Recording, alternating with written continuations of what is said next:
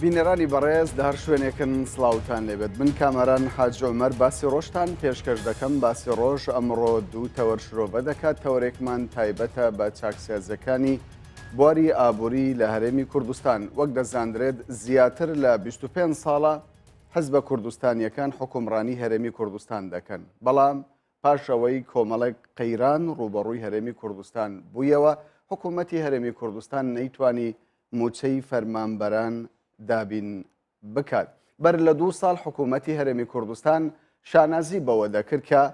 هەرێمی کوردستان یاخود باشووری کوردستان یەکێکە لەو ناوچانەی کە لە ڕووی ئابووریەوە گەشە سەندنێکی زۆر بەخۆوە دەبینێتن، بەڵام ئێستا وەکو دەبینرێتن زۆر جار بازدەوە دەکرێتن ئەو قەیرانانەی کە ڕوبەڕووی هەرێمی کوردستان بۆتەوە، ئەو قەیرانە ئابووریە سەختانەی کە ڕوبەڕووی هەرێمی کوردستان بۆتەوە دەرچە لێی زۆر زەحمەتە. بۆ قسەکردن لەسەر ئەم پرسە لە ستۆدیۆی سنتەر لە هەولێر زاگرۆس فەتاح بەڕێوەبەری گشتی بودجەی وەبەرهێنان لە وەزارەتی پلاندانانی حکوومەتی هەرێمی کوردستانمان کردووە. بەڕێز زاگرۆس بەخێر بێن بۆ کوردستان 24. زۆر سپاس کاکەم. پێم باشە لەوە دەست پێ بکەم.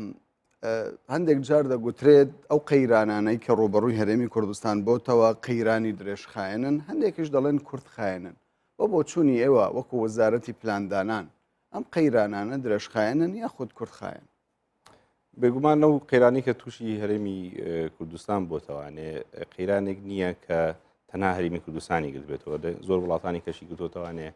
کە پشتیان بەستبوو بە سەرچاوی نەوتەوانێ. ئەم قەیرانش کە تووشی بووین لەسەر سەبەبی سەرەکی لەسەر دابەزینی نرخی نەوتە کە لە ساڵی 2014 ڕوویداوە. وڵاتانی کەش هاوشێوەی ئێمە یاخود هەرێمی تر هاوشێوەی ئێمە تووشی ئەم قەیرانە بوونەتەوانێ. کەوتۆتە سەر ئەوەی کە ئێمە چۆن بەرەنگاری ئەم قەیرانە دەبینەوانێ، ئەوە بڕیاردەرە لەسەر ئایا ئەم قەیرانە درێژخایەن دەبێت یا کوردخایەن دەبێت. ئەو پەیڕە و بەرنامانی کە دادەندرێت کە پێویست دەکات بۆ چارەسەرکردنی ئەم قەیرانانە چەندە ئێمە بتوانین سەرکەوتوو بین لە جێبەجێکردنیانە، ئەوە بڕیاردەدات کایە ئەمانە درێژخایەن دەبن یا کوردخایەن. بەس بۆچوونی ئێمە ینی ئەم قەیرانانە ئێمە توانین لە ماوەی 2 بۆ 3 ساڵی داهاتوو زۆر بە ئاسانی لی دەربچین لە ماوەیەکی کە ئەمە لە پرۆسەی چاکسازی ئابووریدا ماوەیەکی کورت دەگرێتەوانێ کە ئێمە بتوانین لی دەرچین بە شەرتێک ئێمە بتوانین ئەو هەڵە ئابووریانی کە هەیە لە هەرێمی کوردستاندا یاخود ئەو کێشانی کە هەیە بتوانین چارەسەریان بۆ دابن. کەواتە ماوەکە لە 2 ساڵ تاوەکو 3 ساڵە. بەڵێ بێگومان ئەو ماوەی کە ئێمە بتوانین بەرنمەیەک دابنین لەسەر ئەو ئەگەرانی کە ئێستا هەن لەسەر ئەوەی کە نرخی نەوت هەروە بە نزمی بمێنێتەوانێ، ماوەیەکی دەبێت بۆ 2 ساڵ تا 3 ساڵی داهاتوو کە ئێمە بتوانین لەم قەیرانە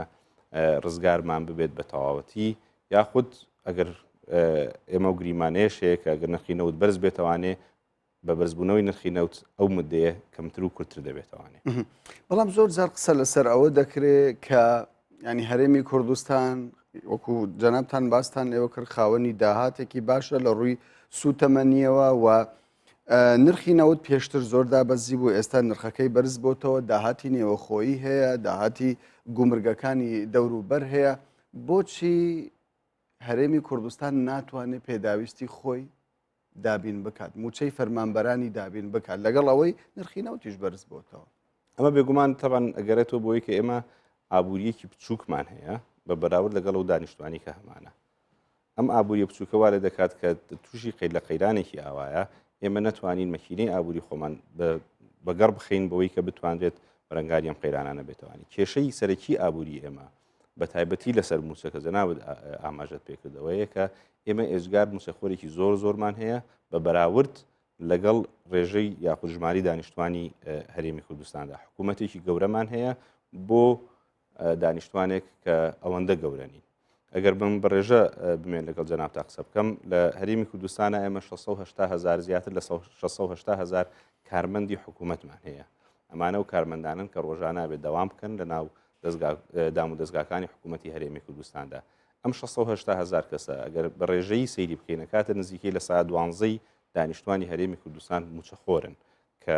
گریمانەمان بۆ دانیشتوانی هەرێمی کوردستان 5.3 ملیۆن کەس دەبێت. ئەم ڕێژەیە بە بەراورد لەگەڵ وڵاتانی دنیای ڕێژەیەکی ئێجگار زۆرە. لە سایە 12 دانیشتوانی تۆ لە ناو حکوومەتە کار بکەن، ئەمە ڕێژەیە کە بە بەراورد لەگەڵ وڵاتانی ترا کە زۆرە وڵاتانی ستانداردی نێودەوڵەتی لەم ڕێژەیە باسی 3.5 بۆ ڕێژەی لە سا 6 دەکات، ینی لە سا 3.5 دانیشتوانی تۆ بۆ لە سا 6 دانیشتوانی تۆ ئەبێت لە ناوکەتی حکوومەتا کار بکەن. ئەگەر بە ژمارە باسی بکەین ئەنی لە هەرێمی کوردستان ئێمە بێت نزیکی نێوانی 200,000 تا 350,000 کارمەندمان هەبێت. کەواتە ئەم ڕێژە زۆریی کارمەندانە وا لە دەکات کە لە هەمان کاتیشە کە ئابوووریەکی بچووکمان هەیە ئێمە نەتوانین ئەو موچەیە کە فەرمانبەران شایستەین ئەو 600,000 نەتوانێت بە تاوەتی بۆیان دابین کرد لە حاڵەتێکا کە ئابووریەمە پشتی بەستە بوو بە سەرچاوی نەوتەوانێ و نەوتیش لە ساڵی 2014 بە ڕێژەیەکی زۆر هاتە خوارەوە. کەواتە کورتهێنان لە ماوەی 2 ساڵی داهات و تاوەکو 3 ساڵ بەڕێستان وەکو ئاماژەی پێوە دەکەن پێتان وانە ئەمە کاتێکی زۆر درێژ خایەن بی وە کاریگەرێکی زۆری ئابووری لەسەر فەرمانبەران دروست بکات لە کاتێکدا ئێستا حکوومەت قەرزاری فەرمانبەرانی خۆیەتی لە بەردەوامبوونی ئەو قەیرانانە بێگومان یعنی ئەم قەیرانی کە باس کە بەسەر هەرێمی کوردستانە هاتووە لە بەتابەتی لە ناوەڕاستی 2014 کە دەستی پێ کردووە قەیرانێکە کە پێشتر تا حدێک ئێمە هۆشداری خۆماندا بوو وەکو وەزارەتی پلاندانان بە حکوومەتی هەرێمی کوردستانی شەوان یا هۆشداریکی ئابووری لە تێگەشتنیی ئابووری هەیە کە ئەو وڵاتانەی یاخدا حکوومەتانی کە پشتیان دەبەستن بەسەر چاوی نەوتەوانێ دایمە تووشی قەیرانی هاوشێوەی ئەمە دەبن و وڵاتانی کەنداویش هەم بە هەمان شێوە تووشی قەیرانی هاوشێوەیە. بەڵام ئێوە وەزارەتی پلاندانانن و سەرچاوی داڕشتنی سیاسەتی حکوومەتن لە ڕووی پلانەوە کە دەبێ حکوومەت چی بکات چی نەکاتن. وەزارەتی پلاندانان بە پێ و دەسەڵاتی کە لەلانی پەرلەمانەوە پێدراوە ئەوەیە دەسەڵاتی وەزارەتی پلاندانان سیاسەتی حکوومەت لەلانی حکوومەت خۆی و داندێت لە زلانی ئەنجومەنی وەزیرانەوە داندێت کە باسی وەزارەتی پلاندانان دەکەین تێگەشتێکی هەڵە هەیە لەگەڵ هەموو جەمهوری کوردستاندا بەداخەوە کە وازانن هەموو پلانەکانی هەموو دەستگاکانی حکوومەت هەموو وەزارەتەکان ئەبێت وەزارەتی پلاندانان دایبن. وەزارەتی پلاندانان تەنها پلانێکە ئەبێت دایبنێت لەسەر دانانی پلانی سەکتەرەکانە استراتیژەتی سەکتەرەکان و سەر پلانی پرۆژەکانە ئەو پرۆژانەی کە دەبێت ساڵانە جێبەجێ بکرێت بۆ خزمگەاندنی خزمەتگوزاری بە هاوڵاتیان. بەس نامێت لە پرسیارەکەی جەنابەت ینی بینەوە سەر پرسیارەکە کە ئایا ئەم 2 ساڵ 3 ساڵە زۆر نییە بەڵێ زۆرە بەس هەروەک باسم کرد ئەگەر ئێمە گریمانەمان لەسەر نرخی نەوت لەسەر ئەم $50 یاخ کەمتر لە $50 بێت مودەیەکی زۆری دەوێت بە هەندێک چاکسازی ئابوووریەوانێ اینجا ئەتوانین لی دەرچین. بەڵام ئەگەر هاتوو نرخی نەوت بە ڕێژەیەکی بەرچاو بەرز بۆیەوانێ ئەو ماوەیە زۆر کەمتر دەبێت. ئێمە ئەبێت ئەو هەیکەلە ئابووری کە هەمانە ئەو حکومڕانیکی ئێمە دەیکەینە بە گۆڕانکاریەکی جەزدی تێدا بکەین کە ئێمە بتوانین لە هەموو حاڵەتێکا کە قەیرانی وایدا هاتوو هاتە پێشەوانێ کە نرخی نەوت دووبارە دابەزێتەوانێت چونکە ئەگەر بەرزیش بێتەوانێ ڕۆژێک دێت هەر بێتە خوارەوانێ ئەبێت ئەو وابەستەیی خۆمان بنەوتەوە نەهێڵین کەواتە وا بکەین لە کەرتەکانی تردا حکوومەت بتوانێت ئیراداتی هەبێت پارەی دەستکەوێت وەشتانە کەویش کەرتی تایبەتە. ئێمە تەرکیز بخەینە سەر بژانەوەی کەرتی تایبەت لە هەرێمی کوردستانە بەداخیشەوە هەنگاوانی کە تا ئێستا نێنراون بۆ بژانەوەی کەرتی تایبەت هەنگاوەکان زۆر جددی یاخود زۆر کاریگەر نەبوون کە بێ ئێمە ئیش لەسەر کاریگەری ئەو هەنگاوانەوە بکەین کە چۆن بتوانین کەرتی تایبەت لە هەرێمی کوردستاندا گەشەی پێ بسەین. زۆر باشە زۆر جار لە ڕێگە چارەی دەربازبوون لە قەیرانەکان دەکرێت یەک لەوانە پشتبەستن بە کەرتی تایبەت و تەنانەت قەرزکردنیش یەکێک لە بژاردەکان ینی باسی لێوە دەکرێت. با بینە سەر ڕێژەی داهات ئێوە حتمما لە وەزارەتی پلاندانانن ژمارەتان لەلایە دەزانن کە ڕێژەی داهاتی هەرێمی کوردستان چەندە و ڕێژەی خەرجیش چەندە. پاش قەیرانە ئابوووریەکان و کەم بوونەوەی موچەی فەرمانبەران داهات ینی خەرجی هەرێمی کوردستان کەم بۆتەوە. ئایا ئێستا ڕێژەی داهات بەراوردە لەگەڵ ڕێژەی خەرجەکان؟ ئێستش بەداخۆیگە بەگەر باسی پێش قەیرانەکان و پاش قەیرانەکان بە بەراوردێک باسی بکەین. پێش قەیرانەکان پێش ینی لە ساڵی 2014 پاشتری ئەوانەیە کە لە 2013 بۆ ساڵێکی نمونە بینینەوانێ داهاتی هەرێمی کوردستان کە بەپێی ئەو پارانی کە لە بەغاوە هات و داهاتە ناوخۆیەکانی نزیکەی $12 ملیار بوو و خەرجەکانیشی تۆزێک زیاتر بوو لە $12 ملیار بۆی کە کورتێنانێک دەبوو بە تایبەتی لەسەر بودجەی پێشمەرگە. بەس کە قەیرانەکان ڕویان کردە هەرێمی کوردستان و بەغا ئەو بڕەپارەی کە جاران دەینات بۆ ئێمە نەیدەناردوو لە مانگی 2014 و لە مانگی 5 ئێمە کە دەستمان کرد بە حکوومەت کە دەستی کرد بە فرۆشتنی نەوتەوانێ و دابەزینی نرخی نەوت ئەو جیاوازیەی لە بینی داهات لەگەڵ خەرجیەکانە زۆر زیاتر لەوە کرد کە ئێمە ینی بماتوانیا بەرەنگاری بینەوانێ. ئێستش لەو حاڵی کە ئێستش کە خەرجیەکان زۆر کەم کراونەتەوانێت بە تایبەتی خەرجی لە موچە زۆر کەم کراوەتەوانێت هەروەگاگادارین زۆربەی موچەکان هەندێک موچە ڕێژەی لە ساسی کەم بۆتەوە هەندێک لە ساعت چل و هەندێکیان هەرە زۆرەکان لە پلەباڵەکانە بە ڕێژی لە سایە 75 کەم بۆتەوە. بەکەمکردنەوەی ئەو ڕێژەیەش بەکەمکردنەوەی ئەوەش لەگەڵ داهاتەکەمانە ئێستش ئێمە ئەزانین کە لە سایە 20 کورتێنان هەیە لەسەر ئەو داهاتانی کە هەمانە. کەواتە ئێمە بێ خەرجەکانی خۆمان دیراسەیەکی تایبەتی بکرێتەوانێ بە تایبەتی لەسەر ژماری فەرمانبەران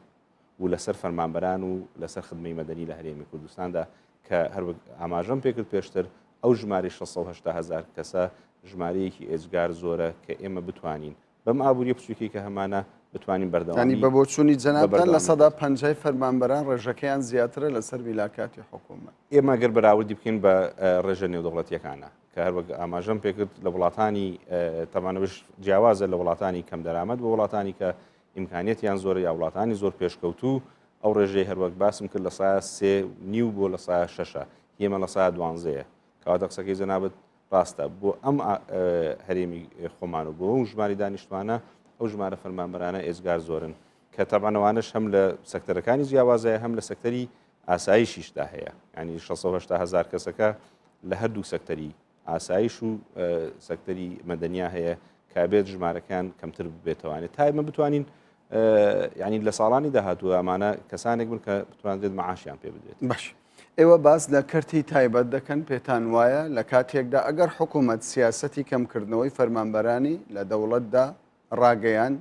ینی کەرتی تایبەت ئەوەندە توانای هەبێت پێشوازی لە 150 کاربەندانی دەوڵەت بکات لەم وەختەی ئێستا نەخێر بەس ئەمەش بە کۆمەڵێک قۆناغ و سیاست هەیە کە بێت جێبەجێ بکرێت کە ئێمە چی بکەین کەرتی تایبەت لە هەرێمی کوردستانە پێش بکەوێت.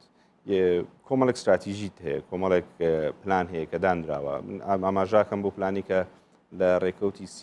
2016دا بە ئامادەبوونی سەرۆکی هەرێمی کوردستان و سەرۆکی حکوومەتی هەرێمی کوردستان و زۆربەی ئەندامانی کابینە و لایەنگرانی ئەوانی کە لە هەرێمی کوردستاندا کار دەکەن لە دەستگانە دەوڵەتیەکاندا کە بە ئامادەبوونی ئەوانە پلانێکی 3 ساڵەی چاکسازی ئابووری یا ڕیفۆرمێکی ئابووری دانرا کە لەوێ ئیشارە زۆر بە وازەحی تەرکیز دەخاتە سەرەوەی کە ئێمە بێ کەرتی تایبەتی خۆمان گەشەی پێ بدەین. گەشە سەندن بە کەرتی تایبەت ئەمە تەوەری سەرەکی دەبێت بۆی کە بتوانێت ئابووری ئێمە لەم قەیرانە ڕزگار بکات. ئەوەش طبعاً کۆمەڵێک سیاست هەیە کە بێت جێبەجێ بکەین. کۆمەڵێک شت هەیە کۆمەڵێک ڕۆتیناتی حکوومەت هەیە کە بربەستە لە گەشە سەندن. ینی حکوومەت ڕۆتینات ینی یاسای حکوومەت ئەو یاسایی کە حکوومەت بۆ خۆی دای ڕشتووە بۆ خۆی بڕیاری لەسەرداوە بربەستە لە بەردەم چاکسازی لە بواری ئابووریدا نەک ئەو یاسانی کە ئەم حکوومەتە دایناوە ئەو یاسانی کە لە حکوومەتەکانی ڕابردووە لە عێراقا کە دانراوە ئێستاش پەیڕەو دەکرێت. بۆ نمونە یاسایی تەسجیلکردنی شەریکاتمان هەیە ئێمە کە بەبێ یاسایەک هەیە لە کە ئێمە هەر بەسەر هەمان یاسا و تعلیماتی حکوومەتی عێراقی ئێستا و حکوومەتی عێراقی ڕابردوو شەریکات لە هەرێمی کوردستانە تەسجیل دەکەین. ئەمە پرۆسەیەکی دوور و درێژی دەبێت پرۆسەیەکە کلفەیەکی زۆری دەچێت بۆ نمونە گەر باسی بکەین بۆ ئەوەی کە کەسێک بیوت شەریکەیەک بکاتەوانێ پێویستە بە پرۆسەیەکی 11 خەتوەیی هەیە 11 پرۆسە هەیە کە ئەبێ پیاە بڕوات و مدەی نزیکی 40 بۆ 50 ڕۆژی پێدەچێت و احتیمالی هەیە ئەو پارەی کە پێویستیە دەبێت کە تەسجیلی شەریکەکەی بکات نزیکی 4,000 دلار کە ئەمە مەبلغێکی ئێجگار زۆرە بە بەراورد لەگەڵ دەخلی قەومی فەردێکا کە نزیکەی 3,000 دلارە. بەس لە وڵاتانی تردا تەسجیلکردنی شەریکەیەک تەسجیلکردنی کۆمپانیایەک یاخود یەکێک کە بێت کارێک بەخۆی بدۆزێتەوانەیە لە ڕێگەی کردنەوەی شەریکەیەکەوانێ پرۆسێکە کە بە 2 ڕۆژ بە 3 ڕۆژ و کلفەیەکی زۆر کەمی 20 دلاری یا 40 دلاری پێدەچێت. ئەمە ئەو یاسا کۆنانن کە ئێمە ئێستا پێوەی دەناڵێنین کە دەبێت گۆڕانکاری بەسەرا بکرێت و چاکسازی تێدا باش ئەگەر ئەوە بەشێکی گرفتەکە بی کە وەکو جەنابتان باسی لەوە دەکەن حکوومەتی بەغدا لی بەرپرسبی بەڵام لەگەڵ ئەو قەیرانانە کە زیاتر لە 2 ساڵە ڕوبەڕووی هەرێمی کوردستان بۆتەوە لەگەڵ ئەوەی کۆمەڵێک پرۆژە هەیە پلان هەیە بۆ چاکسازی بۆ چارەسەرکردنی دۆخەکە بەڵام هەنگاوەکانی حکوومەت بەڕاستی زۆر شەرمنانە دەبیندرێتن تاوەکو ئێستا ینی هەنگاوی جددی حکوومەت نییە نرخی نەوت بە $100 بوو بەڵام حکوومەتی هەرێمی کوردستان موچەی تەواوی فەرمانبەرانی دەدا ئێستا نرخی نەوت گەیشتۆتە $50 بەڵام حکوومەتی هەرێمی کوردستان ڕوبعی ئەو موچەشی پێدابین ناکرد بەراوردێکی جوانە بەس دەبێ ئاگامان لەبێت ئەو قەیرانانی کە بەسەر ئێمە هاتوون بێجگە لە دابەزینی نرخی نەوت ئێمە شەڕێکی نەگریزیشمان بەسەر هاتووە کە شەڕی داعشی پێدەڵن کە پارەیەکی هێزگار زۆر دەبێت لەو بەشەیە سەرف بکرێت بێجگە لەوەی کە زەختێکی زۆری ئاوارەکانیش کە نزیکەی لە ملیۆنێک و نیو زیاتر کەس ئاوارە لە هەرێمی کوردستاندان کە ئەوانەش زەختێکی ئێزگاریان خسۆتە سەر دەستگاکانی حکوومەتی هەرێمی کوردستان دەوانێت من لەگەڵتان بڵێت سعری نەوت کە لە $100 بوو بە بەراورد لەگەڵ ئێستەیە ینی معادلەکان نیوە بە نیو نەماوە کە قەیرانەکە زۆر زیاتر لەوەی کە ئێمە دەیبینین بەس ئەم قەیرانە چارەسەری ئەم قەیرانە پێویستی بە کۆمەڵێک کە جەناب دەڵێیت حکوومەت شەرمنانە بووی دەچێت پێویستە بە کۆمەڵێک بڕیاری سیاسی گەورە هەیە کە ئەبێت جێبەجێ بکرێت پێویستی بە کۆمەڵێک دەستگا و ئۆرگانی حکوومەت هەیە کە بێت بەڵام بۆ ئەو بڕیارە نادرێت بکرێت بڕیارە سیاسی گەورەکان کە بێ بدرێت چکە چارەسەرکردنی کۆمەڵە قەیران بە ئازارەوە دەبێت بێ ئازار نابێت زۆر کەس هەیە کە زەرمەندە من تێدا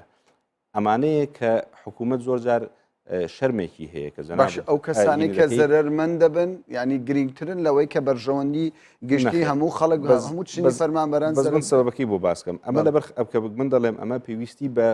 بڕیارێکی سیاسی گەورە هەیە ئەوانەی کە ئێستا لە ناو حکوومەتان یاخود هەر کاتێک لە ناو حکوومەتا بوون دایمە شەرمیان کردووە کە ئەم بڕیارانە بدەن لەبەر خاتیەوەی کە پرۆسی سیاسی لە هەرێمی کوردستاندا یا دۆخە سیاسیەکە دایمە مزایدەکردنێک هەبووە لە کاتێکیشا کە هەموو پێکاتەکان حکوومەتیان تشکیل کرده بوو ئەزانین کە هەندێک بڕیار هەیە کە دەدرێت ئەبێت ویستێکی سیاسی گەورەی لە پشتەوە بێت و هەموو لایەنە سیاسیەکان لە پشتیەوە بن لەبەر خاتیەوەی کە ترسی ئەوە نەبێت لایەنێکی سیاسی ئەمە بەکاربێنێت بۆ مزایدەی سیاسی و کراویشە لە ساڵەکانی ڕابردوودا پێشەم قەیرانانش ئەو مزایدە سیاسیانەمان بینیوە کە لایەنێک بەسەر لایەنێکی ترا کردوێتی لە کاتی بڕیاردانێکە باشترین نمونەمون بۆ جەنابتی بێنموانە نرخی بنزینە کە سەردەمێک لە 500 دینار و لە 400 دینار و بەرز کرا بۆ 900 دینار لە زۆنێک لە زۆنەکان لە هەرێمی کوردستاندا سعری نەوتیان لەسەر سعری بنزین مزاهرەیان کرد کامە دیار بوو زۆر ئاشکرا بوو کامە لایەنێکی سیاسی بوو کە ئەم مزادی دەکرد بەسەر لایەنێک سیاسەکانیدا کەواتە بە تێگەیشتێکی سیاسی باشمان هەبێت یەکگرتومان هەبێت لە ناو هەمومانە تا بتوانین ئەم بڕیارانە بدەین پێویستی بەو پشتگیریە هەیە کە ئێمە بڕیار بدەین بێکەوانە بڵێن 680,000 کارمەند زۆرن با ئەم ڕێژەیە کەم کەینەوانێ ساڵانە 50,000 کەس کەم زۆر باشە ئەمە ئەوەیە کە دەیبەسمەوە بە دیارە کۆمەڵێک پرسیار هەیە پرسیارەکانش گرنگن بۆ بینەران دەمەوێت بپرسم یەک لەوان مەسلەی پاشەکەوتە دیارە ئێستا ژمارەی زۆر لە فەرمانبەران حکوومەتی هەرێم قەرزاری ئەو فەرمانبەرانە پێتان وایە ئەو پاشەکەوتە ڕۆژێک لە ڕۆژان حکوومەتی هەرێمی کوردستان بتوانێت ئەو پارەیە بدات یاخود هەندێک جار جێویستی ئەوە دەبین کە موچەی فەرمانبەران پێش ئەو قەیرانانە لە ئاستی ستانداردا نەبووە حکوومەتی هەرێم هەر پێشتر موچەی ئەو فەرمانبەرانەی زێتردا بوو بە فەرمانبەرانی ئەمە سیاسەتێکە پەیڕەوی دەکات بە بەردەوامی موچەی فەرمانبەران بەم شێوە ببینێت بگومان ئەو پرسیاری جەنابەت کە ئایا حکوومەت دەتوانێت بەردەوام بێت لەسەر ئەم پاشەکەوتە سیاسەتی ئێستای حکوومەتی هەرێمی کوردستان و بڕیارەکان و فەرمانەکان کە هەیە لەسەرمە بڵێ ئەو پارەی موچەی کە نادێت بە فەرمانبەران بۆیان پاشەکەوت دەکرێت بەڵام ئەمە ئەگەر لەلایەنێکی ئابوووریەوە سەیریکەیت و لە ریفۆرم لە چۆندەڵی لە استراتیژەتی ریفۆرمی ئابووری هەرێمی کوردستانی ئیشارەی پێکراوە کەمە سیاسەتێکی زۆر باش نییە سیاسەتێکە کە ناتوانێت بەردەوام بێت لە حکوومەت لەسەری و بۆیە ئێمە نەسیحەتیەوە تا ئابووری کوردستان ناتوانێت بەرگەی سیستەمی پاشەکەوت بکات بۆ ماوەیەکی زۆر دوور درێژ کەواتە بێ کاتێک بێت کە بوترێت برێت ئەم پاشەکەوتە ناتوانێت بکرێت چکامە کەڵەکەکردنی قەرزە لەسەر حکوومەت ئەم قەرزەش لەوانەیە نەتوانێت بدرێتەوە لە ماوەیەکی کەمدا کەواتە ینی چارەسەرەکە لێرە چیاوی ئاماژەم پێکرد ئێمە ئەبێت ریفۆرمێکی تەواو بکەین لە کەرتی گشتیە حکوومەتی هەرێمی کوردستانە بزانێکین کاکە یەکەم جار ژمارەکەیە هەر ئاماژەم پێکرد کە بێ و ژمارە دابەزێنین بۆ ژمارە ستانداردە دەوڵەتیەکان بەوەی وای لێ بکەین کە کاری یەکسان بەرامبەر بە موچەی یەکسان بکرێتەوانێ ئێمە زۆر جار ئەو دیراسانە یاخود ئەو بەراوردانەمان کردووە لە هەرێمی کوردستانە بە بەراورد لەگەڵ ئەو وڵاتانی کە دراوسەی ئێمە بوون یاخود هاوشێوی ئابووری ئێمەیان هەبووە ئەو موچەی کە وەرگیراوە بە بەراورد بەرامبەر بەو کاری کە کراوە زیاتر بووە ئەم یەکسانیە پێویستە بکرێتەوانێ ینی کەواتە دیراسەیەکی تاواتیە بێ بکرێت لەسەر ڕێژەی موچە چەندە موچە بدرێت بە فەرمانبەران بەرامبەر بوو کاری کە دەیکەن ئێستا ئەگەر سەیری بکەین و بەرامبەر بوو کاری کە دەکرێت و موچی کە دەدرێتێ جیاوازێکی زۆر هەیە موچەکە زۆر زیاترە بەرامبەر بە کارەکە ئەمە بۆیە وای لێ کردووە کە زۆربەی خەڵکیش هجوومەکەنە سەر حکوومەت کە دەیانێت لە ناوکەرتی گشتیە کار بدۆزنەوانێ لەبەر خاتیکە ئەو پارەی لە ناوکەرتی گشتیا دەستیان دەکەوێت بەرامبەر بە کارەکە زۆر باشترە لەوەی کە لە ناوکەرتی تایبەتە دەستیان دەکەوێت ئەوەی پرسیارە دایمە دروست دەبێت بۆچی خەڵک لە هەرێمی کوردستاندا هەمووی حەزەکە بێتە ناوکەرتی گشتیەوانێ کۆمەڵێک ئەسپاپێ یەکێک لەوە ئەسبابانە ڕێژەکێتی ئەو پارەیە کە وەری دەگرێت بە بەراورد لەگەڵ کەرتی تایبەتە زۆر زیاترە بە بەرامبەر بە کارەکەی باش ئێستا هەنگاوەکانی یەکەم بۆ چاکسازی نراون یاخود هەر چاوەڕێ دەکەن بنن بێگومان هەنگاوەکانی یەکەم زۆر هەنگاودراوە لە بیدایەتی قەیرانەکەوانە ئەگەرێمە باسی بکەین زۆر لە خەرجیەکان لە هەرێمی کوردستاندا کەم بۆتەوانێ خەرجیەکانی وەگەڕخستن کە موچە و سلفەی وەزارەتەکان و بەکارهێنانی حکوومەت دەگرێتەوانێ بەڕێژەیەکی زۆر کەم بۆتەوانێت کە هەمومان تاسیرەکەی تاسیری کردوتە سەر هەموو هاوڵاتیانی هەرێمی کوردستان هەر وەگاماژەمان پێ کرد موچەی فەرمانبەران کەم بۆتەوانێت لە بودجەی وەبەرهێنانە خەرجی بە تەواوەتی نزیکی 2.3 میلیارد لە ساڵانی ڕابردووە سەرفمان دەکرد کە ئێستا و ڕێژێش دابەزیوە هەنگاوەکان راون بەس هەنگاوەکان پێویست دەکات یعنی کاتی دەبێت زۆربەی ئەم هەنگاوانە جێبەجێ زۆر باشە دوا پرسیارم ئەوە دەبی کاتم زۆر کەم ماوە بۆ بڕیانی قسەش دەکرد هەندێک جار دەبیندرێتن ینی لە وڵاتی ئێمەدا حکوومەت هەشار دەبیندرێ حزبەکان دەوڵەمەند دەبیندرێتن زێدە پێ وایە ئەمە هۆکارەکەی چییە بۆچی ئەو قەیرانانە زێدەتر کاریگەری لەسەر حکوومەت کردووە لە حزبەکان نەکردووە ئەم شێوەیە ئەوەی من بزانم حزبەکانیش کاریگەری زۆریان لەسەرە بەوەی کە موچەی ئەندامەکانی ئەوانیش بەراوردی بکەین ئەگەر لە ڕێژەی لەگەڵ موسێ فەرمانبەرانە موسێ فەرمانبەران ئەگەر 2 مانگ تاخیر بوو یا 3 مانگ تاخیر بووە هی کارمەندانی حزب زۆر زیاتر تاخیر بووە بەس لێرە ئێمە کێشەیەک هەیە لە معادلەی سیاسی هەرێمی کوردستاندا کە لایەنە سیاسیەکان زۆر دەسەڵاتیان زیاترە لە حکوومەتە ئەوەیە کە ئەبێت ئێمە ئەو باڵانسە سیاسی بەست لەلایەنە سیاسەکان حزبەکان دەسەڵاتیان حزبەکان بڕیاردەری سەرەکی لە هەندێک پرس و دۆغدا کە حکوومەت و دەستگاکانی حکوومەت کەواتە زۆربەی بڕیارەکانی حکوومەتیش لە بەرژەوەندی حزبەوە لە ڕێگەی حزبەوەیت بەس شەر نییە هەمووی لە بەرژەوەندی حزبا بێت و ئەوەش ئەگەر بە بەراورد و بە ڕێژە سەیری بکەین زۆر کەمترە لەلایەن زۆر وڵاتانی تراوانێت لە شوێنێک یا لە هەرێمی کوردستانیش لە شوێنێک بۆ شوێنێکی تر ئەو جیاوازیە هەیە لایەنێکی سیاسی لە زۆنێکا کە دەسەڵاتی هەیە احتیمالی زۆر زیاتر ئەو قووەتی خۆی بەکارهێنابێت و لایەنێکی سیاسی کەمتر بەکاری هێنابێت کە ئەوەش تەسیری کردوتە سەر بژاندنەوەی ئابووری ئەو ناوچانە کە جیاوازیەک هەیە لە بینیاندا. بەڵێ باش زۆر جار دەگوترێت زێدەتر ینی پشت بە داهاتی سوتەمەنی و پێترۆل دەبەسترێتن حکوومەتی هەرێمی کوردستان بۆچی بیری لە کەرتی کوشت و کاڵ پیشەسازی کەرتی دیکە نەکردوتەوە باوکو داهاتی زیاتر ببێ بێگومان ئەم پێکاتەی کە لە هەرێمی کوردستاندا دروست بوو لە بەتابەتی دوای ڕوخانی حکوومەتی عێراق ئەمە دۆخێک بوو کە ئێمە پیاە تێپەڕین و ئەوە پیاە تێپەڕاینایە بەوەی کە ئێمە بتوانین ئستقرارەتێکی تەواوەتی هەبێت لە هەرێمی کوردستانە لە ناوچەیەکە کە هەموو شەڕ و ئاژاوی هەبوو پارێکی زۆر سرفکرا بە موچەی فەرمانبەران پارێکی زۆر سەرکرا لە کەرتی ئاسایشە کە دەرەنجامیشی هەبوو شەڕی داعش ئەگەر ئەو پارە زۆرە حکوومەت سەرفی نەکردا لە کەرتی ئاسایشە لە پێشمەرگە و لە کەتە جیاوازەکانی ئاسایشە لەوانەیەمە بەرگەی شەڕی داعشمان نەگرتایە یاخود حکوومەت هەرێمی کوردستان تووشی ڕوخاندن هاتایە بەڵام ئەوەی کە ڕۆشتووە ئێمە بێوەکو ڕابردوویەک سەیری بکەین و دەرسی لێوە بگین تا بتوانین بەرنامە دابرین بۆ داهاتووی خۆمان قەیرانە ئابوووریەکان وەکو دەزاندرێ ڕێژەی بێکاری بەرز کردوتەوە هیچ ئامارێکتان لە بەردەستدایە کە ڕێژەی بێکاری ئێستا لە هەرێمی کوردستان چەندە؟ بێگومان پێش قەیرانەکان ڕێژەی بێکاری لە هەرێمی کوردستاندا نزیکەی لە 6 بوو ئەخیر ئامارکە لە بەردەستی وەزارەتی پلاندانانەیە کە لە ڕێگەی دەستگای ئاماری هەرێمی کوردستان کە سەر بۆ وەزارەتی پلاندانانە دەرچووە ڕێژەی بێکاری لە هەرێمی کوردستاندا ئێستا لە 2015 یاخود کۆتایی 2015 نزیکەی لە 13.5 لە وەکو ڕێژە ئەگەر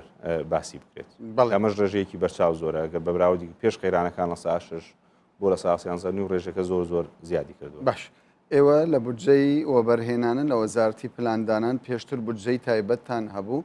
و دەزانرێ ینی بە سەدان پرۆژە وەستێنراوە بەهۆی نەبوونی پارە. جم و جۆڵێکی ئابووری دەستی پێکردەوە بودجەیەکی دیاریکراوە بە وەزارەتەکەی ئێوە دەستە بەربووە پاش چاکسازیەکان کە وەکو خۆتان باسی لێوە دەکەن. بێگومان ئەو ژماری پرۆژانە هەر وەکو ئاماژەی پێ بکەین وەکو ژمارە ئێمە زیاتر لە 3600 پرۆژەی بەردەواممان هەبووە پێش خەیرانەکە کە ئەمانە پێویستیان بە پارە هەبوو بۆ ئەوەی کە جێبەجێ بکرێن و خزمەتگوزاری بە هاوڵاتیان بگەنن لەوانە پرۆژێ قوتابخانە بنکەی تەندروستی خەستەخانە ڕێگەوبان پرۆژەی کارەبا پرۆژێ ئاوڕۆ ئەمانە هەبووە بەداخۆ بۆ نێم قەیرانانەوانێ پارەکەی کە ساڵانی ڕابردوو بان سەرف دەکرا بە بەراورد لە 2016 و 15 زۆر بە ڕێژەکە کەمی کردوانێ و نەمانەتوانی ئەو پارە یاخود ئەو استحقاقی بەڵندەرانە بدرێت کە مەش تەسیری کردە سەر وەستانی پرۆژەکان. دایمە موقیفی وەزارەتی پلاندانان ئامۆژگاری بۆ حکوومەت ئەوە بووە کە ئەبێت پارەیەک دابین بکرێت بودجەیەک دابین بکرێت بۆ بەردەوامبوونی ئەم پرۆژانە چونکە بەردەوامبوونی پرۆژەکان بەردەوامبوونی خزمەتگوزاریە و لە هەمان کاتیشا گەشەسەندنە بەکەرتی ئابووری. ئێمە دیراسەمان کردووە هەر ملیارد دۆلارێک کە ئێمە لە ساڵانی ڕابردوودا سەرفمان دەکرد لە بودجەی وەبەرهێنانە لە پرۆژەکاندا نزیکەی 40,000 هەلیکاری دروست دەکردوانێ. بەداخەوانێ ئەو بڕەپارەی کە ئێستا هەر وەک باسمان کرد کەمە کەم کورتێنانمان هەیە کفایەتی ئەوە ناکات کە ئێمە بتوانین لە پرۆژەکانە بودجێ بۆ دابین بکەین. بەس گفتوگۆی ئێمە لەگەڵانە نێودەوڵەتیەکانە بە تایبەتی لەگەڵ بانکی نێودەوڵەتی و سندوقی نەقلی نێودەوڵەتی ئەوەیە کە ئێمە بتوانین بڕێکی قەرز وەربگرین لەو مؤسسانەی کە هاوشێوەی بڵێ مؤسسە داراییانە کە چۆن هاوکاری حکوومەتی عێراق دەکەن حکوومەتی ناوەند دەکەن یا هاوکاری حکوومەتی هەرێمی کوردستانیش بکەن و ئەو پارەی بۆ پرۆژەکان بەکاری بێن. زۆر باشە. زاگرۆس فەتاح بەڕێوەبەری گشتی بودجەی وەبەرهێنان لە وەزارەتی پلاندانانی حکوومەتی هەرێمی کوردستان زۆر سوپاست دەکەن. زۆر سپاس بۆ گەرانشت. بینەرانی بەڕێز باسی ڕۆژ بەردەوام دەبێت بەڵام دوای ناوبڕێک.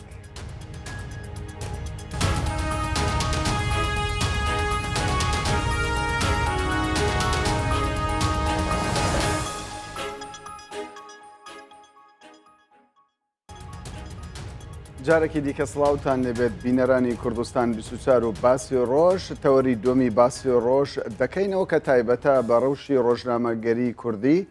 لە هەرێمی کوردستان وەکو دەزانرێتن کە ڕۆژنامەگەری کوردی لە هەرێمی کوردستان زۆر جار باز لەوە دەکرێتن کە هەنگاوی باشی بەخۆ بینی و هەندێک جاریش دەگوترێتن میدیای حزبی دەستی باڵای هەیە لە نێو میدیای کوردیدا و لە بەرچاوگرتنی بەرژەوەندی گشتی و نەتەوەی زێدەتر بەرژەوەندی حزبی ڕەچاو دەکاتن. بۆ قسەکردن لەسەر ئەم پرسانە بە شێوەیەکی ڕاستەوخۆ لە شاری کەرکووکەوە ئەحمەد تۆفیق ئەندامی لقی کەرکووکی سەندیکای ڕۆژنامەنووسانی کوردستان و لە شاری سلێمانیەوەش دکتۆر کاروان عەلی پسپۆر لە میدیای نوێ و دیموکراسی بە شێوەیەکی ڕاستەوخۆ لەگەڵمان دەبن. بە خێرهاتنی میوانەکانم دەکەم. سەرەتا پێم باشە لە دکتۆر کاروانەوە دەست پێ بکەم. دکتۆر پێم باشە باز لە بارودۆخی ئێستا ڕۆژنامەگەری کوردی بکەی. ئێستا ڕۆژنامەگەری کوردی لە چ قۆناغێکدایە؟ ئێوارەتان باش. بێگومان میدیای کوردی ئەمە ناکرێن کۆڵی لەوە بکەن کە پێشکەوتنێکی زۆری بەخۆوە بینیوە، بەڵام ئەو پێشکەوتنێک کە بەخۆی بینیوە زیاتر پێشکەوتنێکی لە ڕووی چەندایەتیەوە نەک لە ڕووی جۆریەوە. ئەمە شتێکی ئاسایە بە وڵاتێکی وەکو ئێمە لەبەرەوەی بە پێی ئەو ئەزمونەی کە بینیومانە ئەو بابەت ئەو باڵێن بابەتە ئاکادیم و زانستانێک کە بینیومانە لە وڵاتانێک کە هەنگاو دەنێن بەرەو دیموکراسی حاڵەتێکی تایبەت بە میدیا دروست دەبێت. وەکو چۆن لە بواری ئابووریە، لە بواری سیاسیە، لە بواری کۆمەڵایەتیە کۆمەڵگە بە شێوەیەکی گشتی تووشی شۆکێک دەبێت چونکە تۆ لە قۆناغێکی تۆتالیتاری با بڵێن لە قۆناغی دیکتاتۆریە، قۆناغی تاکڕەوی حیزبیە وەکو ئەوەی ئێمە کە لە پێش ڕاپەڕین هەمان بوو دەگوازرێتەوە بەرەو قۆناغێک کە قۆناغێکی باشترە لەوەی پێشخۆیتر دیموکراسیە، نیمچە دیموکراسیە یاخود شتێکی لەو شێوەیە. لەبەر ئەوە میدیاش کە کۆڵەکەیەکی گرنگی کۆمەڵگەیە بە کۆمەڵێک دەردەسەری و زەحمەتی داتێتە پەڕێتا دەگاتە ئەو کەنارێکە لە وڵاتانی با بڵێن پێشکەوتوودا هەیە. بەڵام ئەوەی ئێمە لە کوردستان ئێمە کۆمەڵک گرفتی سەربارمان هەیە گرفتەکان لەوەدا کە ئێمە لەبەرەوەی وڵاتێکین خاوەنی سەروەری خۆمانین خاوەنی باڵێن کیانێکنی نەمانتوانیوە بە شێوەیەکی باڵێن ڕێکوپێکتر وەکو لە وڵاتانی تر هەیە بۆ نمونەگەر باسی وڵاتانی ئەوروپای شەرقی بکەین لەبەرەوەی وڵاتانە وڵاتێکن خاوەن سەروەری خۆیان بوون خێرا لە قۆناغی کۆمونیستیەوە یاخود لە قۆناغی تۆتالیتاریەوە توانیان بەرەو دیموکراسیان گاو بنێن و تا ڕێدەیەکی باشیش میدیاش بە هەمان شێوە لەو گواستنەوەیدا سەرکەوتوو بوو ئەگەر چی ئەمە لێرە و لێ بۆ نمونە لە رووسیا لە ئوکرانیا دەبینین هێشتا میدیا ئەم شێوە کەم و کوڕی لە ئێمەی هەیە هەر لە میدیای شێوەی میدیای سێبەرە لە شێوەی کەم و کوڕی لە ڕووی داراییە لە ڕووی ئیمکانیەتە لە ڕووی کۆمەڵێک شتا ئێمە بەڵام چێشی سەرەکی ئێمە من خۆم لەوەی دادەبینەوە کە کیانێکمان نییە کە ئەم کیانەوای کردووە تۆ نەتوانیت یاسا جێبەجێکرد یاساش بە کۆمەڵێک باڵێن پرەنسیپ و ڕێو شوێنی خۆی هەیە تا جێبەجێ بکرێت. دکتۆر کاروان باست لەوە کرد کە ینی لە هەندێک میدیای جیهانیش کەم و کوڕی دەبیندرێتن و میدیای سێبەر هەیە. پێ وایە ئەمە دیاردەیەکی ئاسایی بێ و بە تایبەت ئێستا میدیا بە شێوەیەکی گشتی لە هەرێمی کوردستاندا تا ڕادەیەکی زۆر جار میدیا وەکو گەمەیەکی سیاسی بەکار دەهێنرێت و وەکو ینی دەواازەیەک بۆ گەیاندنی پەیامی حزبی لە ڕێگای ئەو میدیایە بە وەرگر ساغ دەکرێتەوە. ینی بەشداریکردنی میدیا لە گەمەی سیاسیدا حاڵەتێکی تەندروستە؟ من ناڵم حاڵەتێکی تەندروستە بەڵام شتێکی بۆ شتێکە کە بەردەوام لە کاردایە یعنی تۆ لە هەموو شوێنێک میدیا بەشێکە لە سیستمی سیاسی تۆ میدیا ڕۆڵێکی زۆر گرنگ دەبێنێت نەگەن لە سیستمی سیاسی لە لایەنی کۆمەڵایەتیە لە لایەنی سیاسیە لە لایەنی ئابوووریە لە هەموو لایەنەکان بەڵام تۆ میدیایە چۆن بەکاردێنی ینی ئەوەی کە لە پێش میدیایەکەیە تر سێبەر بێ حزبی بێ با بڵێن ئەهلی بێ یاسەر بە کۆمپار شتێک بە کارتی تایبەتە پچی پێ دەڵێن نازانم هەر شتێک بێ با بڵێن لە بوارەیە تۆ گرنگ ئەوەیە بە چ نەهزێک ئیشی پێ دەکەیت سەر بە حیزبێکی دیاریکرا بێ بەڵام کە تۆ لەسەر ئامانجە نەتەوەیەکان ئیش بکەیت لەسەر بەهێزکردنی با بڵێن بنەما کۆمەڵایەتەکانە ئیش بکەیت ئەوە هیچ کێشەیەک نییە بەڕای من ئەمە ئەم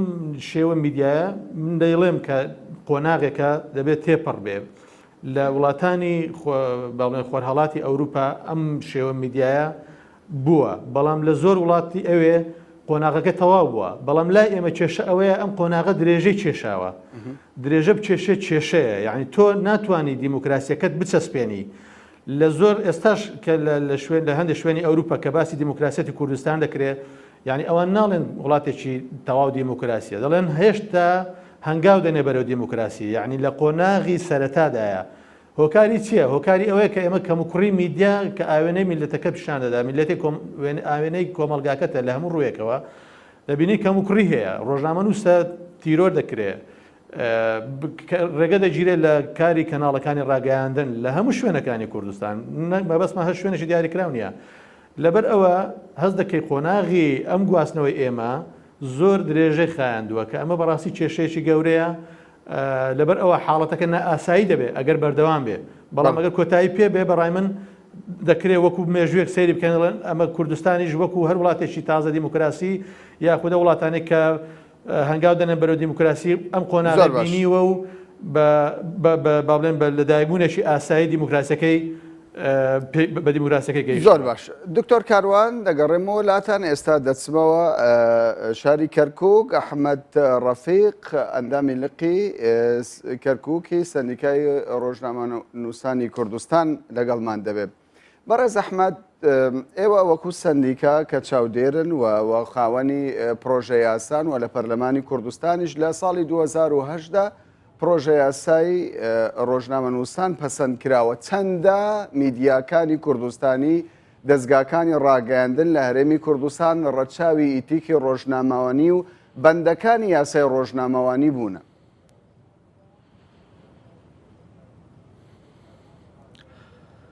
بەڵێ سڵاوتان لەبێ ئێوارەتان باش بێگومان یاساکانی ڕۆژنامەگەری و یاسای بەدەستخستنی مافی زانیاری لە هەرێمی کوردستان ئەکرێ بڵین یەک لەو دوو یاسایانن لە هەرێمی کوردستان کە لە منتەقەکە وێنەی نیە بەڵام ئاخۆ ئێمە چۆن پراکتیزەیەکەین و چۆن مامەڵەی لەگەڵاکەین و دەسەڵات لەگەڵ ئەو حەشاماتە میدیاکار و سۆشیال میدیایی کە ئێستا هەیە لە هەرێمی کوردستان چۆن مامەڵەیەکی تەندروست دەکا. یعنی ئێمە بەریەکەوتنەکە لێرەوە سەر هەڵەدا. ڕۆژنامەنووس چۆن خوێندنەوە دەکا بۆ یاسایانە، چۆن یاساکە ممارەساکە و هەروەها چۆن ئەتوانێ زانیاری بەدەست بخا. ئەمە یەکێکە لەو گرفتانی کە تا ئێستا میدیاکار و ڕۆژنامەنووسان بەدەستیەوە دەناڵێنن. بۆیە پێم وایە ئێستا کۆی پرۆسەی ڕۆژنامەگەری و میدیای لە هەرێمی کوردستان پرۆسەیەکی ئالۆزە و ئەکرێ بە فەوزا نایبەرین لە حەقیقەتا، چونکە تا ئێستا نەمانتوانیەوە هەم بە یاسا و هەم بە ئەو عورفەی کە هەیە ڕێکی خەین. بۆیە بەریەکەوتن دروستە بێ و کۆمەڵێک کێشە و گرفت دروستە بێ. باشە هەر لەو چوارچێوەیە بینی پێت وایە هۆکارەکەی ینی خەتاکەی زێدەتر لە کامە لایەن بێت. ئایا پێت وایە خەتاکە زێدەتر لە لای ڕۆژنامەوانە کە نوێنەرایەتی حزبێک دەکات، یاخود هۆکارەکەی دەستەڵاتدارە کە فەرمانڕەوایی لەم وڵاتەدا دەکات و پەیوەندی نێوان ڕۆژنامەوان و دەستەڵات بەم شێوەی کە ئێستا دەبیندرێتن تا ڕادەیەک ئالۆزی تێدا دەبین. بڵێ ئەجا خۆی ئەمە دوو وێزگەی گرنگە ئەگەر دەرفەتە بێمە قسەی لەسەرکەم. یەکەمیان ئەوەیە کە ئێمە هەردوو لامان چ دەسەڵات و چ ڕۆژنامەنووس قوربانی ئەم دۆخەن کە پێوترێ دۆخی ئینتیقالی لە کەشوهەوایەکی تەم و مژاوی لە دۆخێکی نازیێژیراین و ئەکرێ بڵین دۆخێکی ئینتیقالی بێسەروبەرە تا ئەو کەفوکوڵی ئەو دۆخ ئینتیقالی ئەنیشێتەوە هەم ڕۆژنامەنووسە بێتە قوربانی و هەم دەسەڵات تانەوتە شەری لێدرێ لەلایەن ڕۆژنامەنووسانەوە. ئەمە وێزگەی یەکەم. وێزگەی دووەمی ئەوەیە کە هەم دەسەڵات و هەم ڕۆژنامەنووسان چۆن مامەڵە لەگەڵ دۆخەکەیاکەن. پێم وایە هەردوو لایەن ینی هەم چ دەسەڵات و هەم ڕۆژنامەنووسان جۆرێک لە نەحاڵی هەیە، ینی جۆرێک لە ناتێگەیشتن هەیە بەرامبەر بەوی دیکە. بۆ نمونە ڕۆژنامەنووس پێی وایە مافی ئەوەی هەیە هەموو جۆرە زانیاریەک بەدەستبێنێت لە کاتێکا ئێمە یاسای ژمارە 11 بەدەستێنانی مافی بەدەستخستنی زانیاری و مافی زانیاری لە 2013ەوە پەرلەمانی کوردستان و دەستەی سربەخۆی مافی مرۆڤ قسەیان لەسەری کردەوە، خوێندنەوەیان بۆ کردووە و لە هەوڵی جێبەجێکردنان ئەبینین سەرۆکایەتی هەرێمیش ینی ئەمەی هین کردووەیان با بڵین جۆرێک لە جۆرەکان ئەمەی بەرزەوە کردو بۆ ئەوەی حکوومەتی هەرێمی کوردستان قسەی لەسەرکاوە هەروەها خوێندنەوەی بۆ بکە و جارێکی تر پەسەندی کاتەوە. بینین لەم ڕۆژانە دوای 3 ساڵ یاسای مافی بەدەستخستنی زانیاری بینین قسە و باسی لەسەرەکرێت. لەم ڕۆژانە دەستەی مافی سەربەخۆی هەرێمی کوردستان هەمووی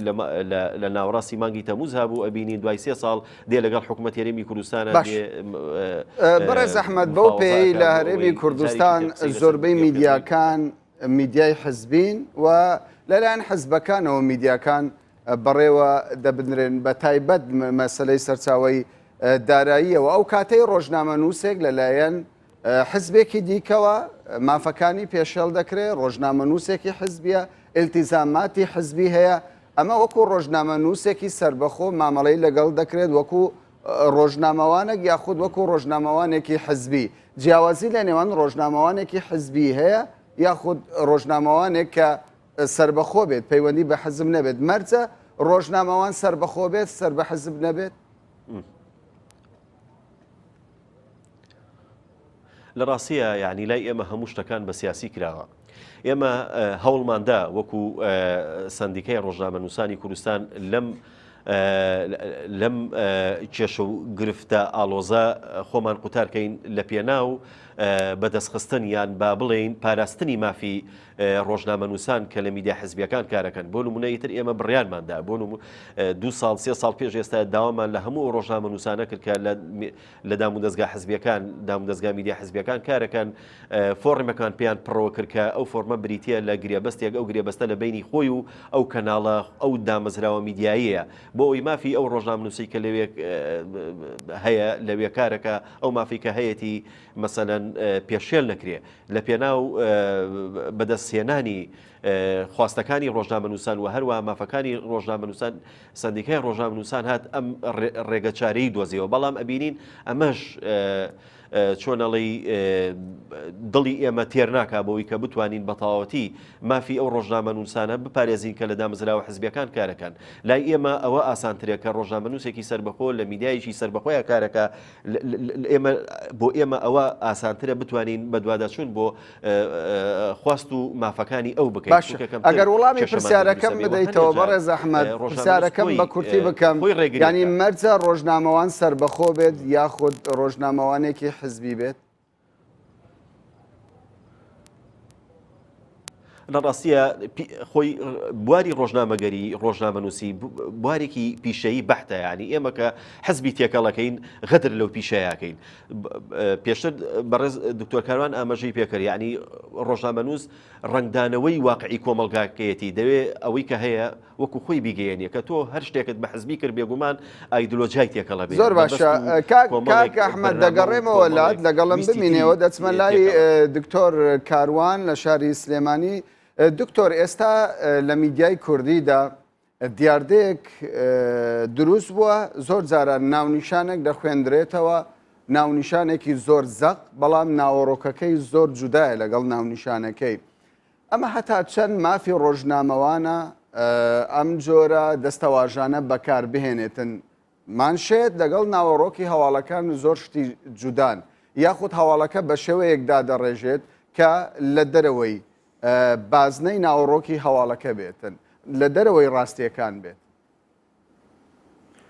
بەڵێ بێگومان ڕۆژنامەنووس مافیەوەی هەیە کە ماشێتی سەرنجڕاکێش بۆ هەواڵەکەی بۆ وتارەکەی بۆ ئەو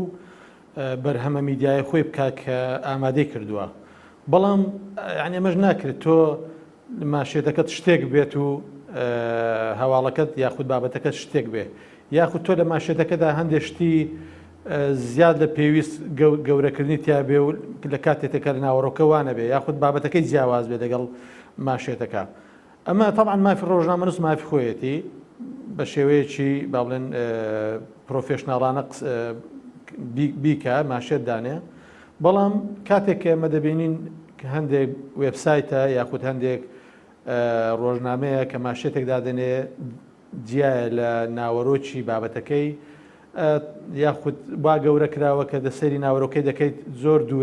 دوورن لە یەکتریەوە بە هیچ شێوەیە هیچ هارمۆنیەک یاخود هیچ هەوگونجانێکی تیانە لە نێوانیان ئەو بێگومان دەرچوونە لە کارە ڕسەرچیەکەی ڕۆژنامەنووسەکە ئەمەش دەکەوێتە سەر چەند لایەنێک هەم خودی ڕۆژنامەنووسەکە هەم خوێنەر و وەرگر خۆی کە تا چەند ئەم شتە بە هەند هەڵدەگیرێت ئێمە زۆر بینیمانە لە هەندێک وێبسایت بە تایبەتی شتی وادادنە ینی تۆ بێ ڕەچاوکردنی پیشەکەی خۆی پێ ڕەچاوکردنی باری ئاسایشی کۆمەلگا باری دەرونی خەڵک باری ئابووری دێمەسەنە شتێک دادنە کە هیچ پەیوەندی بە ناونیشانەکەەوە نیە یاخود سەرچاوەیە کە سەرچاوێکی وەرگرتووە سەرچاوەکە لە جیرفانی خۆی هێناوە هیچ پەیوەندی بە بابەتەکەەوە نییە یعنی تۆ ئەمەش دەکەوێتە سەر خوێنەر کە تۆ جارێک هەڵەیەکی وا لە وێبسایتێک یاخود لە کەناڵێک تەلەڤیزیۆنیا لە ڕۆژنامەیەک بینی کە هەڵەیەکی وای کردووەوە زەق یعنی گوناحە خوێنەر یاخود وەرگر بینەر جارێش بچێتەوە سەر ئەو کەناڵە چکە مزداقەتی خۆی لەدەزەدا یعنی ئەمە کاریگەری زۆر گەورەی هەیە لەسەر ڕادەی مزداقەتی ڕۆژنامەنووسەکە خۆی و کەناڵی ڕاگەیانەکە ئێمە بەداخەوە من پێشتر وستمە قسەی لەسەر ئەوە بکەم ئێمە کێشەکێکمان هەیە کە پێدەوتێت کێشەی یاسا جێبەجێنەکردنی یاسا ئێمە زۆر ڕۆژنامەنووس لە کوردستان ئەکادمیانیان بوارە لەسەر ئەو کۆکن کە یاساکانمان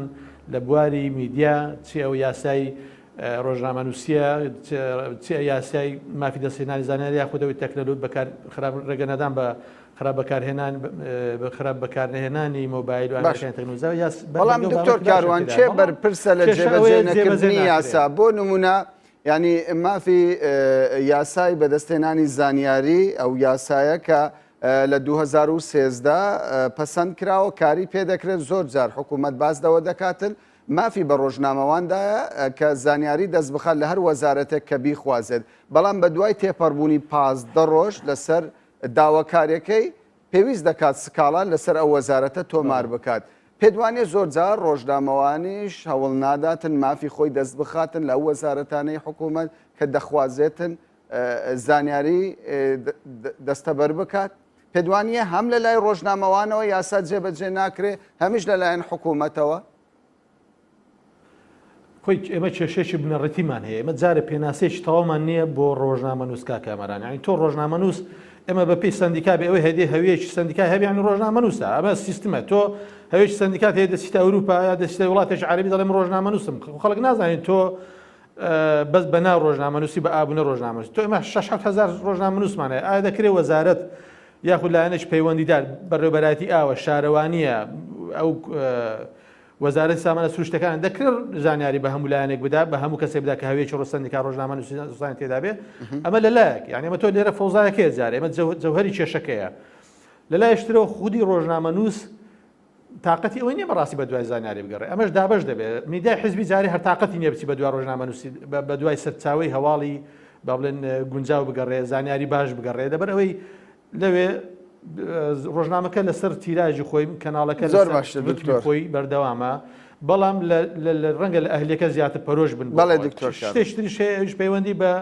پەیوەندی جێبەجێنەکردنی یاسا پەیوەندی بە کۆمەڵێک لایەنەوە هەیە کاکامەران ئێمە لە دادگاکان دادوەرمان هەیە یاسا ینی کێشەی داواکاری گشتیمان هەیە کێشەی دادوەریمان هەیە کێشەی سیستمی سیاسی مەبەستم دەسەڵاتە دەسەڵاتیش کێشەیەکە اینجا ئێمە خۆمان ڕۆژنامە نووسی زۆر جار ناحەقیمان بەرامبەر دەکرێت خەڵکە ناحەقی بەرامبەر دەکرێت نانە جواب ینی کۆمەڵێک لایەن هەیە کە وای کردو یاساوەکو دکتۆر دیارە ئەو بابەتە قسە و باسی زۆری دەوێت و کاتی زیاتری دەوێت کاتیش ئەوەندە لە بەردەستی ئێمە نییە دەچینە لای ئەحمەد ڕەفیق لە شاری کەرکووکەوە بەڕێز ئەحمەد ینی یاسای مافی بەدەستهێنانی زانیاری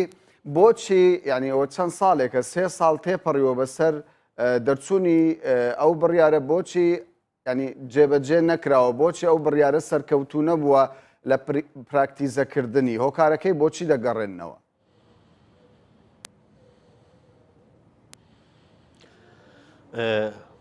پێشەر لایەک لایەنی جێبەجێکار کە حکوومەتە تا ئێستا نەچۆ ژێرباری ئەوەی کە ئەو یاسایەت جێبەجێ بکە لە ڕاستیە چونکە بینین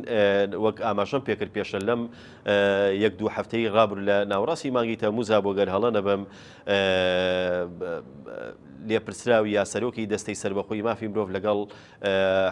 لەگەڵ سەرۆکی دیوانی حکوومەتی هەرێمی کوردستان و تەبێژی حکوومەتی هەرێمی کوردستان کاک سەفین دزایی چوونە گفتوگۆ و ڕێکەوتن لەسەر میکانزمی چۆنیەتی جێبەجێکردنی بەدەستخستنی مافی زانیاری چونکە تا ئێستا لایەنی جێبەجێکار کە حکوومەتە جۆرێک ناڵێم ترس بەڵام جۆرێک لە گومانی هەیە لە چۆنیەتی بەدەستخستنی ئەم زانیاریە پێی وایە چونکە ئەمە هەر ماف بە ڕۆژنامە نووس نادا ئەو زانیاریانە بەدەست بێنێ چونکە ماف بە فەرمانبەرێکی ئەو دەستگایش ئەدا ئەو دامەزراوەی ئەدا ئەو فەرمانگەی ئەدا ئەو بەڕێوەبەرایەتی ئەدا کە زانیاری فەرمانگەکەی خۆی هینکە بدا بە سەرچاوە میدیایەکە بۆیە پێیان وابوو ئیشکالێتێکەیە پێیان وابوو کێشە و گرفتێکەیە بۆیە لێرە پێویست بەوە بوو کە لەگەڵ دەستەی سەربەخۆی مافی مرۆڤ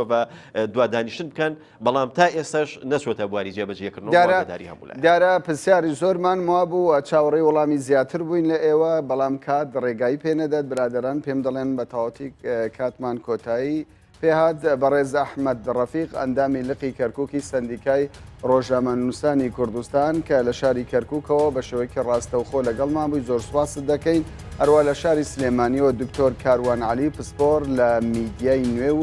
دیموکراسی کە ئەویش بە شێوەیەکی ڕاستەوخۆ لەگەڵمان بوو زۆر سوپاسان دەکەین بینەرانی بەڕێز سوپاس بۆ ئێوەش کە کاتی خۆتان بە ئێمەدا بمێنن